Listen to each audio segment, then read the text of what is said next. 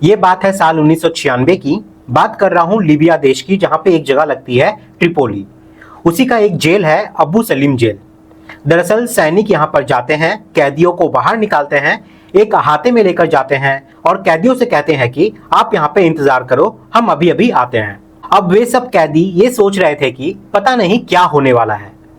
सैनिकों ने इस अहाते को चारों तरफ से घेरे रखा था और इसके बाद ताबड़तोड़ गोलियां बरसाना शुरू कर देते हैं और तब तक गोलियां बरसाई जाती है जब तक एक एक कैदी को मौत के घाट नहीं उतार दिया जाता।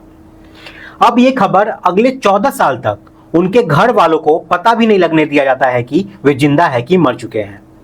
लेकिन वो जो संख्या थी कैदियों की, उसको सुनकर शायद आप लोग भी हैरान हो जाएंगे, क्योंकि वो संख्या थी 1270 कैदी का, जिनको एक बार में ही मौत के घाट उतार दिया गया था। ऐसी ही ये कहानी है लीबिया के एक विश्वविद्यालय की।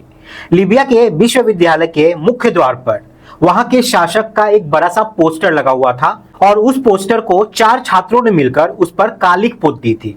अब जब वहां के सैनिक को, यानी कि लीबिया के सैनिक को पता चलती है ये बात, तो सैनिक वहां पे जाते हैं और जाने के बाद उन चारों छात्रों को ढूंढ कर निकालते हैं और उन चारों छात्रों को विश्वविद्यालय के मुख्य द्वार पर फांसी के फंदे पे लटका दिया जाता है। जब ये बात लोगों को पता चलती है तो लोगों में खलबली मच जाती है।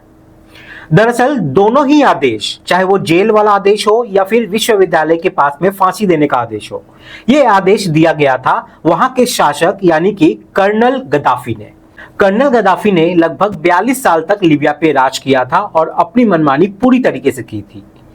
इसकी मनमानी पूरी दुनिया भर में मशहूर रही थी उस वक्त में।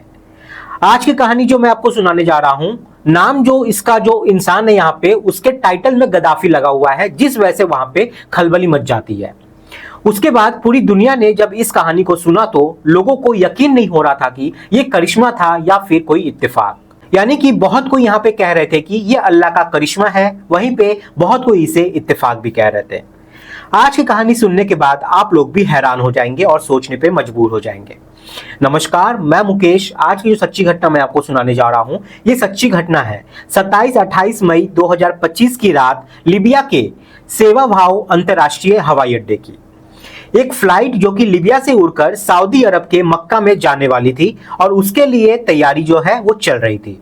आपको बता दें कि जब कोई अंतर्राष्ट्रीय सफर शुरू होता है तो उसको कम से कम 4 घंटे पहले हवाई अड्डे पर पहुंचना होता है, क्योंकि बहुत सारी जांच पड़ताल होती है वहां पर।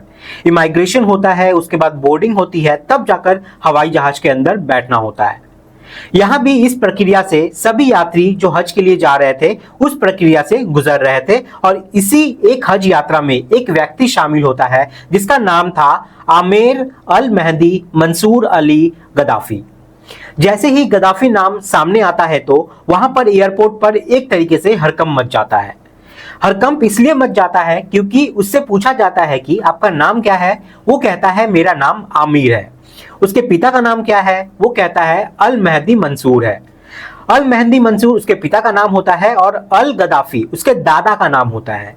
लेकिन ये गद्दाफी कौन था, कौन नहीं था, इससे पहले कि इसके बारे में पता चलता, एयरपोर्ट पे जो ऑफिसर्स होते हैं वो अपने सीनियर्स को ये सूचना दे देते हैं। उन्हें डर था कि जो गद्दाफी 42 साल तक लीबिया पे राज किया था, कहीं ये उसका ही खून तो नहीं। अब जो सीनियर ऑफिसर होते हैं तुरंत दौड़कर मौके पे पहुंचते हैं और जांच पड़ताल करने के लिए वो शुरू कर देते हैं। वो अब यहाँ पर छानबीन करने लगते हैं कि ये आमिर आखिर है कौन, कहां से आया है, क्या है, ये हज पर क्यों जा रहा है। तमाम तरह के सवाल जो है थे वो उनके मन में अब आ रहे थे। एक तरफ उसकी जांच पड़ताल चल रही थी और एक तरफ इसके बारे में बारीकी से बारीकी जो बातें थी वो चल रही थी।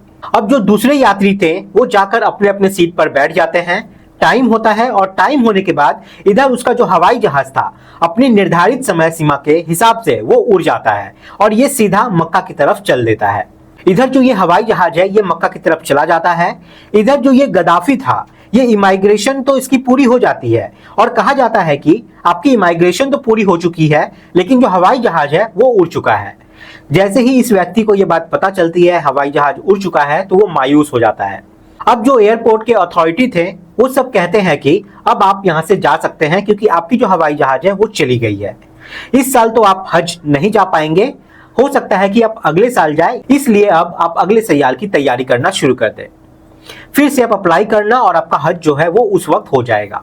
लेकिन वो आदमी एक विश्वास के साथ था, उसकी आंखें नम थी, वो आराम से बैठ जाता है, बैठकर दुआएं कर रहा था, कुछ पढ़ रहा था। पढ़ते पढ़ते ही जब उसे कहा जाता है कि आप यहाँ से जा सकते हैं, जब आपका हवाई जहाज यहाँ से उड़ चुका है तो आप यहाँ क्यों बैठे हैं, वे कहता है कि बस मुझे थोड़ी देर यहाँ बैठने दीजिए, मुझे पूरा पूरा भरोसा है, उम्मीद है कि मैं हर हाल में जरूर जाऊंगा।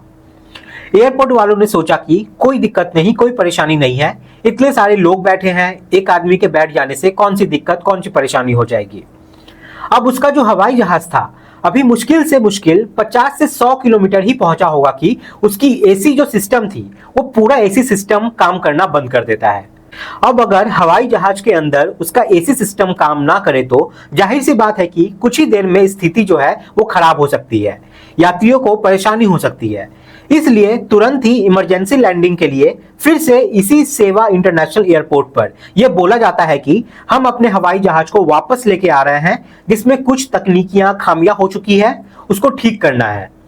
अब जैसे ही ये आदेश दिया जाता है उसके बाद उसको उतारने के लिए जो व्यवस्थाएं होती है, प्रक्रिया होती है, उन प्रक्रियाओं से गुजरने के बाद हवाई जहाज नीचे उतरती है। टेक्निकल टीम जाती है, टेक्निकल टीम जाने के बाद आखिरकार उस हवाई जहाज की जो कमियां थी, खामियां थी, उसको दूर किया जाता है। और जब दूर कर लिया जाता है तो वहां के जो अथॉरिटी होते हैं एयरपोर्ट वाले, वो पायलट से कहते हैं कि आपका एक मुसाफिर है जिसका नाम है आमिर अल मेहदी मंसूर अल गद्दाफी। असल में इसकी इमाइग्रेशन यानी कि जांच पड़ताल जो थी वो चल रही थी, इसलिए थोड़ा इसमें वक्त लग गया था, इसलिए आप इसको हो सके तो अपने साथ लेकर चले जाओ। जब इस तरीके की बातें सामने आती है तो पायलट कहता है कि हम ऐसा नहीं कर सकते, यदि हम इस मुसाफिर को अंदर बैठाएंगे तो बड़ा देर लग जाएगा, क्योंकि इसकी एक प्रक्रिया होती है। इंजन को फिर से वहीं उस जगह पे लेके जाना पड़ेगा, सीरी लगानी पड़ेगी, उसको स्टार्ट करना पड़ेगा, बंद करना पड़ेगा, बहुत सारी प्रक्रियाओं से गुजरना पड़ेगा, जिसमें लगभग आधा पौने घंटा जो समय है वो लग सकता है। जब पायलट ने मना कर दिया साफ साफ यहाँ पे, तो उसके बाद फिर दोबारा से वही हवाई जहाज जो था ठीक होने के बाद उड़ जाता है अपने उस गंतव्य की तरफ, यानी कि अपने उस मक्का जाने की तरफ, सऊदी जाने की तरफ। इधर फिर से इस आमिर को कहा जाता है कि आप चले जाओ, हज जाना आपके किस्मत में नहीं है इस बार, इसलिए आप यहाँ से चले जाइए। वो कहता है कि साहब मैं बस बैठा हूं, मुझे बैठने दीजिए, मुझे इंतजार करने दीजिए, जब मुझे थोड़ी तसल्ली हो जाएगी मैं यहां से खुद चला जाऊंगा। अब एयरपोर्ट पर बैठे हुए कर्मचारियों ने कहा कि कोई दिक्कत नहीं, आप अपना बैठकर इंतजार कर सकते हैं, आराम कर सकते हैं। अब यहां से फिर से वो हवाई जहाज उड़ता है। उड़ने के बाद अभी मुश्किल से उसने 200 से 300 किलोमीटर का ही सफर तय किया होगा कि तुरंत फिर से उसमें जो अंदर पायलट बैठा हुआ था, पायलट ने फिर से आदेश दिया, फिर से रिक्वेस्ट की कि हमारे इस एसी सिस्टम को फिर से तकनीकी खराब हो चुकी है, हमें वापस इसको लाना पड़ेगा, एयरपोर्ट पर उतरना पड़ेगा और बिना उतरे काम नहीं चलेगा, क्योंकि ये सफर अभी मुश्किल से 300 किलोमीटर का ही तय हुआ है, जबकि हमें 2000 किलोमीटर का सफर अभी भी तय करना है। इस बीच अगर कुछ हो गया तो बहुत बड़ी गड़बड़ हो जाएगी। उसके बाद फिर से हवाई जहाज आता है और उतरता है। उसकी जो दिक्कत, जो टेक्निकल समस्याएं थी, उसको दूर किया जाता है। अब जब तीसरी बार वाहन उड़ने वाला था, तब जो पायलट होता है, पायलट कहता है कि जो हमारा पैसेंजर है जो छूट गया है, जिसका नाम है आमिर अल गद्दाफी, दरअसल उसको बुला दीजिए। मैं कसम खाकर कहता हूं कि जब तक मेरा वो पैसेंजर नहीं जाएगा तब तक मैं इस हवाई जहाज को किसी भी कीमत पे नहीं उड़ाऊंगा, भले ही चाहे सारे के सारे जितने भी हज यात्री है वो ना जा पाए। जब उसने इस तरीके की कसम खाई और ये बात जब बाकी लोगों को पता चलती है तो एयरपोर्ट पे सब के सब यहाँ पर हैरान हो जाते हैं, क्योंकि यही पायलट कुछ देर पहले बोल रहा था कि इसको नहीं ले जाएंगे, लेकिन अब वही कह रहा है कि इसके बिना ये जहाज जो है ये उड़ेगी ही नहीं। अब होता क्या है कि जो बाकी की सब प्रक्रिया होती है उसको पूरा किया जाता है, उसे हवाई जहाज के अंदर बैठाया जाता है। जितने भी उसके अंदर क्रू मेंबर थे या बाकी पायलट होते हैं वो सब उसके साथ एक सेल्फी लेते हैं और सेल्फी लेने के बाद इस यात्रा को बहुत ज्यादा यादगार बनाते हुए इसको शुरू कर दिया जाता है और कहते हैं कि आपको हमारी वजह से जितनी भी तकलीफ हुई है, जितनी भी दिक्कत हुई है, उसके लिए हमें माफ कर दीजिए।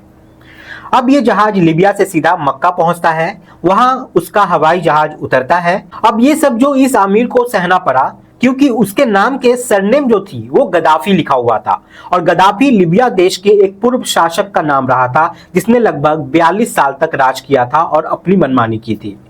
उसने न जाने कितने बेकसूर लोगों को मरवा दिया, ये बताया जाता है कि जहां उसका मन करता था, जिसका उसका मन करता था, उसको किसी भी चौराहे पे, किसी भी सड़क पे, किसी भी जगह पे, किसी के घर के सामने जाकर फांसी दे दिया जाता था। इसलिए जब एयरपोर्ट पर यह बात पता चलती है कि गद्दाफी इसके दादा का नाम है, जबकि उसके दादा का नाम गद्दाफी जरूर था, लेकिन ये वो गद्दाफी नहीं था जिसके बारे में एयरपोर्ट पर कर्मचारी जो थे वो सोच रहे थे। अब जब ये व्यक्ति अपनी यात्रा पूरी करता है और सीधा सऊदी अरब पहुंच जाता है, तो ये खबर बहुत तेजी के साथ वायरल हो जाती है। पूरी दुनिया में इस वीडियो को शेयर किया जा रहा था, पूरी दुनिया इस वीडियो के बारे में बात कर रही थी। ये कह रही थी कि ये अल्लाह ताला का करिश्मा ही है। उन्होंने अपने यहाँ पे हज करने के लिए इस व्यक्ति को स्पेशल तरीके से बुलाया था। इसलिए बहुत सारे लोगों को दिक्कत भी हुई, परेशानी भी हुई, लेकिन इस इंसान को वहां पे पहुंचना था तो अल्लाह ने किसी तरीके से उसको पहुंचाया जरूर। कुछ लोग इसे चमत्कार मान रहे हैं तो कुछ लोग इसे संयोग मान रहे हैं। अब आप इसे चमत्कार मानिए या आप इसे संयोग मानिए, लेकिन इस व्यक्ति के साथ कुछ ऐसा हुआ जिसके बारे में आज पूरी दुनिया इसके बारे में चर्चा कर रही है। दोस्तों, इस पूरे घटनाक्रम को सुनाने का उद्देश्य किसी को परेशान करना नहीं है, किसी का दिल दुखाना नहीं है, बल्कि आपको जागरूक करना है, आपको सचेत करना है। आप सब लोग अपना ख्याल रखें, सुरक्षित रहें। जय हिंद, जय भारत।